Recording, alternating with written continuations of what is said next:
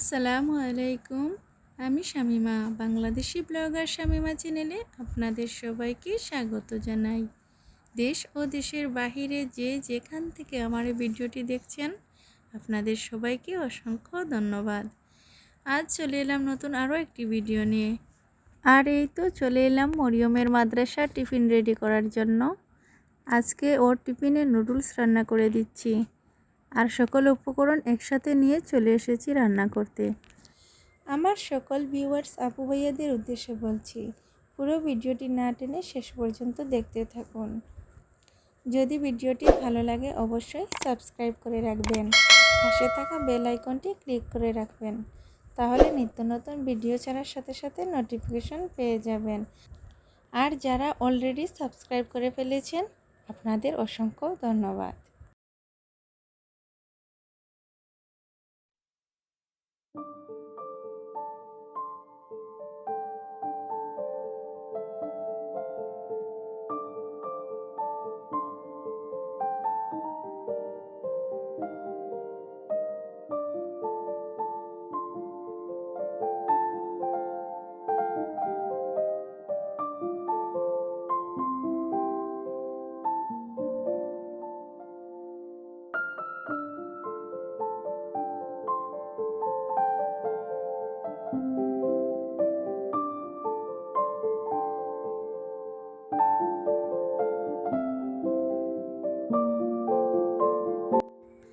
এই তো ওর টিফিনটা রেডি করে দিয়ে ওকে মাদ্রাসায় পাঠিয়ে দিয়েছি।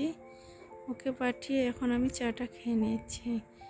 সকালে অনেক ঝামেলা লেগে যায়, যেহেতু একসাথে আমার মেজো বোনটারও পরীক্ষা চলছে। ও পরীক্ষায় যাবে, ও পড়াশোনা করতে বসে যায় সকালে, ও কিছুতে হেল্প করতে পারে না। আর ছোটো বোনটা ওকে নিয়ে মাদ্রাসায় চলে যায়। সেই সাথে ছোটো বেবিও আছে। সব কিছু মিলে একটু ঝামেলা হয়ে যায় সকালে, তাই আমি একটু লেটেই চা খাই।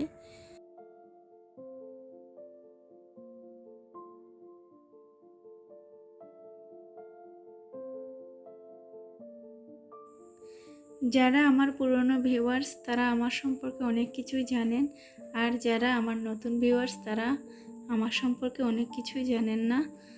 তো আমার কাছে আমার দুটি বোন থাকে। মেজো বোনটা এবার পরীক্ষা দিচ্ছে, ছোটো বোন আমার মরিয়মকে নিয়ে মাদ্রাসায় যায়। ওরা দুইজন থাকার কারণে আমার অনেক হেল্প হচ্ছে। আমার ছোট বেবি, এদিকে মরিয়মের মাদ্রাসা, সব কিছু মিলে আমার একা হাতে সম্ভব ছিল না। আর ওরা থাকার কারণে আমার অনেক হেল্প হয়। প্রতিদিন ক্লিনিং করার পরেও সব কিছুতে ধুলাবালি পড়ে যায়। আর এই তো এদিকে আমার মেজো বোন সব কিছু পরিষ্কার করে নিচ্ছে।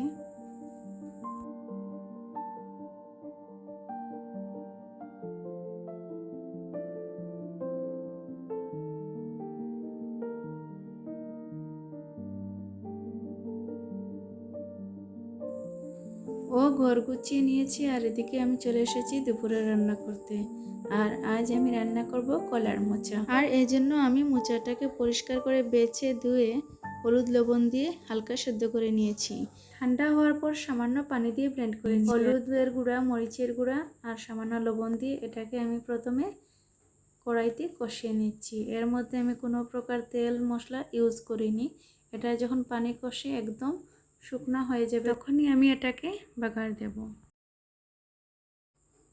আর এই তো দেখতে পাচ্ছেন আমার এটা কষানো হয়ে গেছে। এখন আমি এটাকে বাগার দিয়ে দেব। আর এর জন্য আমি কড়াইতে তেল দিয়ে সামান্য আদা রসুনের পেস্ট, পেঁয়াজ কুচি দিয়ে মশলাটা কষিয়ে নিচ্ছি। মশলাটা কষানো হয়ে গেলে এখানে আমি মোচাটা দিয়ে দিচ্ছি। আর মোচাটা আমি অনেকক্ষণ ধরে অনবরত নাড়তে থাকবো বা কষাতে থাকবো যতক্ষণ পর্যন্ত তেলটা না ছেড়ে দিচ্ছে। যখনই তেলটা উপরে ভেসে উঠবে তখনই আমার এটা হয়ে যাবে। আর এর মধ্যে আমি আরও কিছু মশলা দিয়ে দেব। সামান্য ধনিয়ার গুঁড়া, সামান্য জিরের গুঁড়া, সামান্য দারচিনি এলাচের গুঁড়া দিয়ে সামান্য তেজপাতা দিয়ে এটাকে কষিয়ে নিব। যতক্ষণ পর্যন্ত একদম কমপ্লিট না হবে ততক্ষণ পর্যন্ত এটা নাড়া বন্ধ করব না, অনবরত নাড়তে হবে। আর যদি নাড়া বন্ধ করে দেই তাহলে তলানিতে লেগে যাবে। আর এর মধ্যে আমি কয়েকটা শুকনো আস্ত মরিচের ফালি দিয়ে দিচ্ছি ভেঙে। আর এর মধ্যে অনেকক্ষণ ধরে এটা আমি রান্না করেছি। এই তো আমার কলার মোচা রান্না কমপ্লিট। কেমন হলো অবশ্যই কমেন্ট বক্সে জানাবেন। আর যদি আপনারা চান তাহলে অবশ্যই এভাবে ট্রাই করে দেখতে পারেন। আজ আমি লাউয়ের বিচি দিয়ে একটি স্পেশাল ভর্তার রেসিপি আপনাদের সাথে শেয়ার করব। একদমই মিস করবেন না, অবশ্যই ট্রাই করে দেখবেন। এই ভর্তা দিয়ে অনায়াসে একজন মানুষ পেট পুরে ভাত খেতে পারবে, এর সাথে আর কোনো কিছুরই প্রয়োজন হবে না। আর এর জন্য এই ভর্তা তৈরি করতে আমি সামান্য লাউয়ের বিচি ও 2 ফালি লাউয়ের খোসা, 3টা শীতল শুটকি, 2 কোয়া রসুন, 4-5টা আস্ত শুকনো মরিচ নিয়েছি। এগুলোকে আমি আগেই থেকেই টেলে নিয়েছি, এখন পাটায় বেটে নেব। যে কোনো ভর্তা পাটায় বাটলে এর আসল স্বাদটা পাওয়া যায়, আবার ব্লেন্ডারেও ব্লেন্ড করা যায়।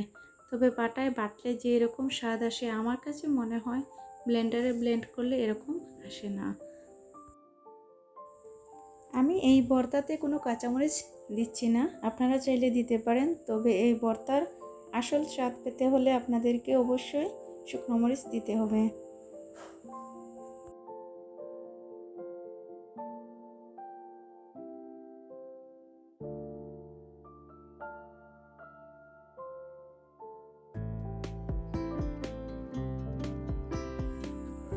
বেটে নেওয়া হয়ে গেলে এবার আমি সামান্য লবণ দিয়ে দিচ্ছি। লবণ দেওয়ার পর আবারও আমি সামান্য বেটে নিচ্ছি।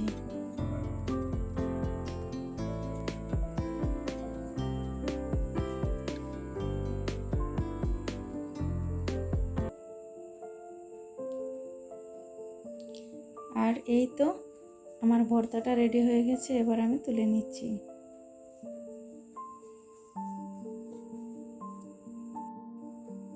এই তো আমার ভর্তাটা কমপ্লিট। আর সামান্য লবণ কম হয়েছিল তাই সামান্য লবণ দিয়ে মিশিয়ে নিচ্ছি।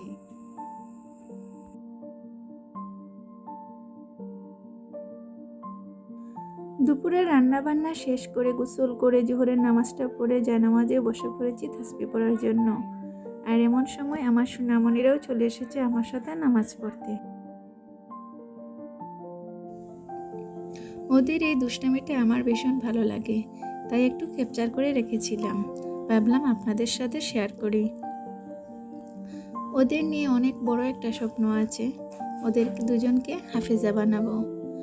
আল্লাহ যদি আমাকে তৌফিক দান করেন, আল্লাহ চাইলে বান্দার মনের সকল আশা পূরণ করতে পারেন। আপনারা সবাই ওদের জন্য দোয়া করবেন, ওরা যেন মানুষের মতো মানুষ হয়ে গড়ে ওঠে। আর আপনাদের জন্যও দোয়া রইল, আল্লাহ যেন পৃথিবীর সকল মায়ের সন্তানকে সঠিকভাবে মানুষ করার তৌফিক দান করেন, আমিন।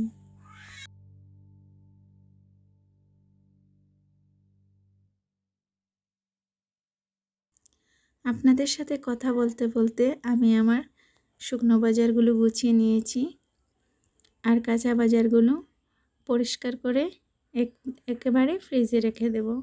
যখন যেটা প্রয়োজন হবে সেটা বের করে রান্না করব। আপনারা যে ভিডিওটা দেখতে পাচ্ছেন এটা বিকেলের ভিডিও। দুপুরে খাওয়া দাওয়া করে রেস্ট নিয়ে তারপর বিকেলের দিকে এই বাজারগুলো গুছিয়েছিলাম। এই তো পাপড়াগুলো একদম শুকিয়ে গেছে। গত দিনের ভিডিওতে আমি ভাত ও চালের গুঁড়ি দিয়ে যেই পাপড়াটা তৈরি করেছিলাম সেটা রোদে শুকানোর পর দেখতে এরকম হয়েছে। এখন আমি একটি প্লাস্টিকের পাত্রে রেখে দেব। আর আজ এই পাপড়া দিয়ে বিকেলের নাস্তাটা সেরে নেব। আপনারা যদি আমার গত দিনের ভিডিওটা দেখতে চান অবশ্যই ডেসক্রিপশন বক্সে লিংক দিয়ে দেব, সেখান থেকে দেখে নিতে পারেন।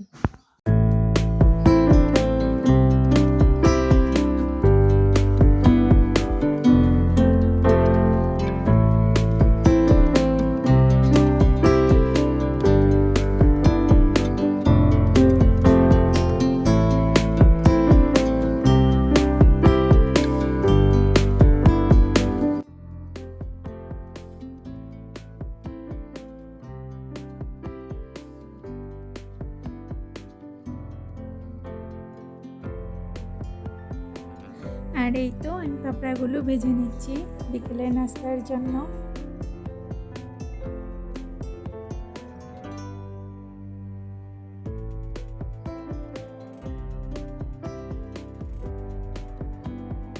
পাপড়াগুলো বিভিন্ন নকশা দিয়ে তৈরি করেছিলাম, জানি না কী জন্য রোদে শুকানোর পর ফেটে গিয়েছে।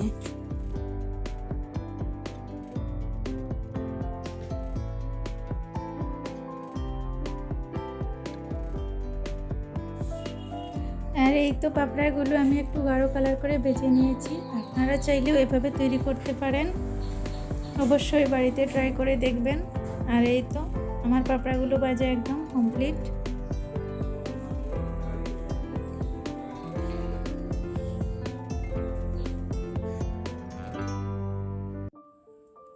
আজ এই পর্যন্তই, দেখা হবে নেক্সট ভিডিওতে। সে পর্যন্ত ভালো থাকবেন, সুস্থ থাকবেন, আমাদের জন্য দোয়া করবেন।